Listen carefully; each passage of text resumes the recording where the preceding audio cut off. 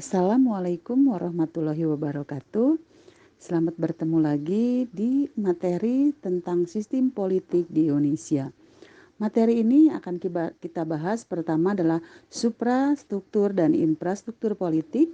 Selanjutnya tentang perbedaan sistem politik di berbagai negara. Dan yang terakhir tentang partisipasi dalam sistem politik.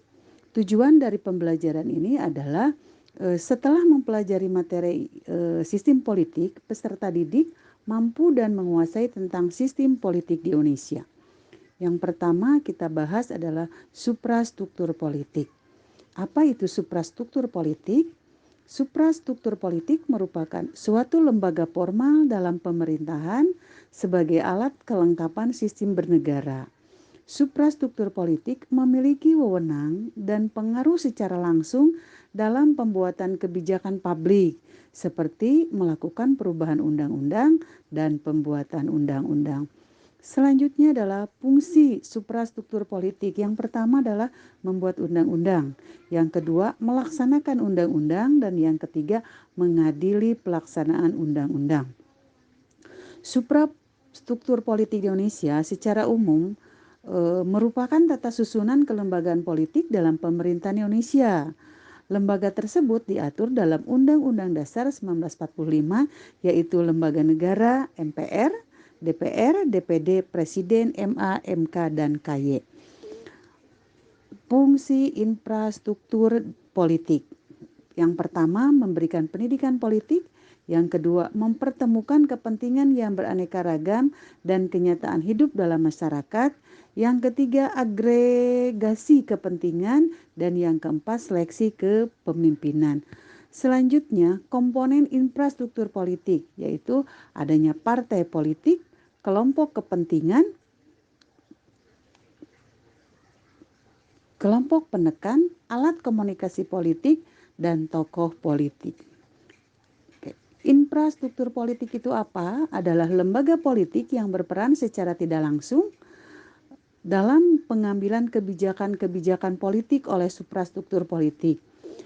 Infrastruktur politik merupakan kekuatan yang berada dalam masyarakat meskipun sifatnya tidak resmi dan tidak secara langsung mempengaruhi kebijakan publik.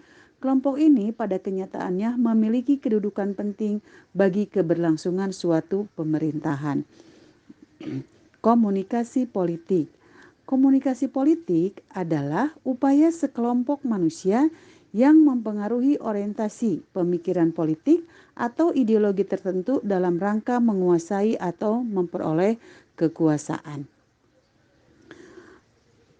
Komunikasi politik antar suprastruktur dan infrastruktur. Yang pertama, adanya komunikasi menjadi cara penyerahan tuntutan dan dukungan sebagai input dalam sistem politik. Yang kedua, komunikasi sebagai penghubung antara pemerintah dan rakyat. Yang ketiga, komunikasi menjalankan fungsi sosialisasi politik kepada warga negara. Dan yang keempat, komunikasi sebagai kekuatan kontrol sosial.